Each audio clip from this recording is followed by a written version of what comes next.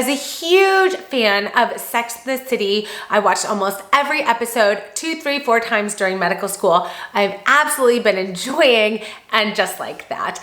And while I was watching the series, I saw lots of perimenopause and menopause references. And actually, I also think I know each one of the characters' menopause types. So if you want to hear my thoughts about And Just Like That and how they're incorporating some really important themes of midlife, menopause, and aging, definitely stick around. If you don't know me, I'm Dr. Heather Hirsch, and I have been doing perimenopause and menopause for the last decade as my specialty practice of medicine. I'm board certified in internal medicine, completed a fellowship in midlife and menopause, and I now have a private telemedicine practice. I'm also the author of this book, Unlock Your Menopause Type, and I'm super proud of this book because what I feel is really important about this book is one of the most inclusive books about menopause. So the 6 different types of menopause that I talk about briefly are premature menopause, which happens if you're under age 40 or 45, sudden menopause, which can happen if you have a sudden diagnosis of cancer or you have to use chemotherapy or other harsh medications that may induce menopause. Full throttle menopause, which is just what it sounds like, every symptom from head to toe. Mind-altering menopause, which has a lot to do with onset of depression, anxiety, or other mood issues. Seemingly never-ending menopause, and silent menopause. And I've actually determined what I think each character's menopause type is, so let's get into it.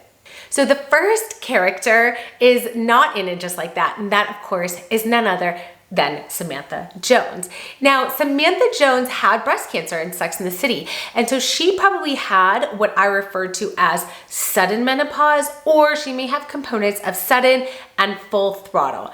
In fact, Samantha Jones, or Kim Cattrall's character, actually probably discussed midlife and menopause the most throughout the series and into the movies. You see her talking about menopause, eating hummus on their Abu Dhabi trip, and so I think she probably either had full throttle or sudden menopause. So sudden menopause, again, is particularly if you get diagnosed with a cancer, you have to have your ovaries suddenly removed, you have to have chemo, which suddenly zaps your ovaries and puts you into menopause. And it may mean that for some women, hormone replacement therapy is contraindicated or definitely not first line.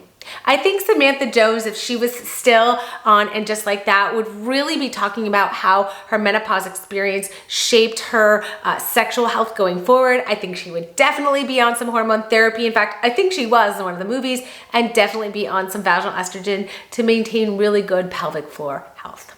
I believe that Miranda's character may have the mind-altering menopause type. Now, it's a little bit of a stretch, but go with me here, right? These are just characters on TV. But you can see that Miranda really struggled with a lot of the psychological aspects of aging, even though it wasn't blatantly said. She was bored in her heterosexual relationship, which is actually extremely common, and she wanted to explore other areas of her sexuality, which actually most of us don't get to do, either because of social, cultural, other political constraints. She also definitely felt lost in her career, and she may have struggled with some anxiety that she didn't really kind of outwardly say, which, again, while it's a little bit of a stretch, if I was going to say one character had the mind-altering menopause type, I think it would certainly be Miranda. Now, one of the things I talk about a lot in my book, which is how to treat this, is first line really could be cognitive behavioral therapy, which is something that is so important, can really help you iron out your priorities, can really help you identify areas of insecurities or anxieties and help you work through that. There's a lot of non-hormonal options that can help with cognition and brain fog and mood.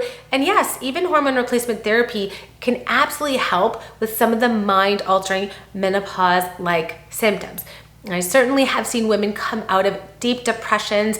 I've seen women lose suicidal thoughts because of starting hormone replacement therapy. So this is something that's really, really important. If you're experiencing the mind-altering menopause symptoms, it really could be menopause and not just psychological changes.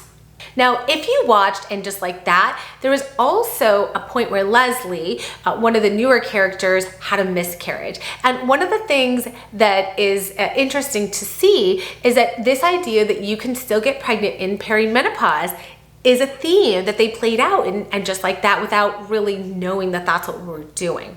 So we know that fertility does start to decline, but if we're not using contraception, women can still absolutely get pregnant. And one of the things that's really different about perimenopause is even if you've been clockwork for most of your life, perimenopause is typified by a change in your periods. And so you may not know when you're ovulating. So if you're using family planning or if you avoid intercourse during the weeks where you're ovulating, this could absolutely get thrown off. And so many women do get pregnant in perimenopause. So if that is something that, really you do not want an unintended pregnancy, you should be talking to your doctor about contraception, because even though the possibility is low, it's not zero that you could get pregnant in perimenopause. All right, next let's talk about Charlotte.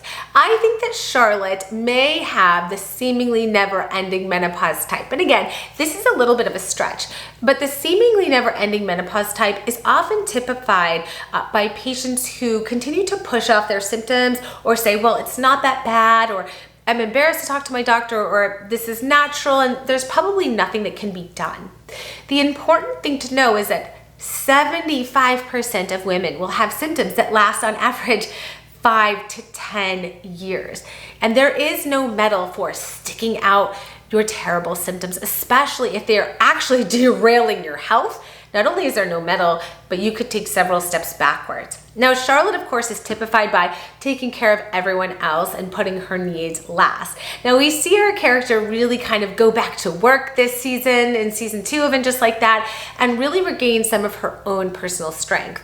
But seemingly never-ending menopause is a type in my book that's really characterized by these symptoms that never are really as intense as full throttle, but just always there. And by the time you look down, almost a decade has passed and your symptoms are still ongoing. Now, if this is you, I have so many options for you. You may hear that you're out of the hormone therapy window, or that you're too old, or that you're past the point and nothing can be done. And nothing could be further from the truth. So I talk all about your options in my book, Unlock Your Menopause Type. Now, my guess, if any character has to have the silent menopause type, probably it's going to be Carrie. In fact, even in the series, you saw her kind of balk at the idea of talking about vaginal dryness, which I would imagine she would know something about. So silent menopause is actually typified by that 15% of women who actually go through menopause without any seemingly outward symptoms. So not a hot flash, not a restless night. Now, this is definitely not the norm, but there are women for whom don't have outward symptoms that remind them that they have gone through menopause. They may just know that their periods have stopped, but otherwise sort of feel as though they sailed through it. What's really important, and the reason I've dedicated an entire chapter to silent menopause type, is that your body still changes significantly. These big changes occur in our bones, and so we can lose bone mass. And Carrie, of course, is slender, which actually increases her risk for osteoporosis. And our brains change, our pelvic floor changes, our cardiovascular system changes. This is also where blood pressure can go up. We can increase our risk for diabetes, and our A1C can go up, and our cholesterol can go up. So in my book, I talk all about, even if you don't have any outward symptoms of menopause, what are the things that you need to know to maintain good health through this transition to set you up for 5 more decades of wonderful health. And this video would not at all be complete if we didn't talk about sexual health through midlife. Now, it's so fun to see all these characters having great sex, but I do want you to know that this isn't always the norm. We want to make sure that there's no pain, and if there's genital urinary syndrome of menopause, that we treat it. And libidos can wax and wane very normally in midlife and through the menopause transition. Now, I have lots and lots of videos about how to boost your libido. I'll actually link those below, because if you're feeling as though this is just absolutely out of reach for you, or this seems too far-fetched, there is things that you can absolutely do to improve your libido, and lots of things that I talk about in my book. Now, if you want to grab your copy of Unlock Your Menopause Type, I highly recommend that you do. Of course, I'm biased. It's my book and I am so proud of it. You can get that in the link in the description below. Also, if you would like to see me for individualized consultative care, I have a private telemedicine practice and a license in many states. The links for all of that are below. I really hope you liked this video. If you did, please share it on your social medias, send it to a friend, and consider subscribing to the channel. That really helps the YouTube algorithm to know that this is one of the best places for all things evidence-based, fun, and exciting about midlife and menopause. Thank you guys so much for watching, and I'll see you next week for a new episode. Bye, everyone.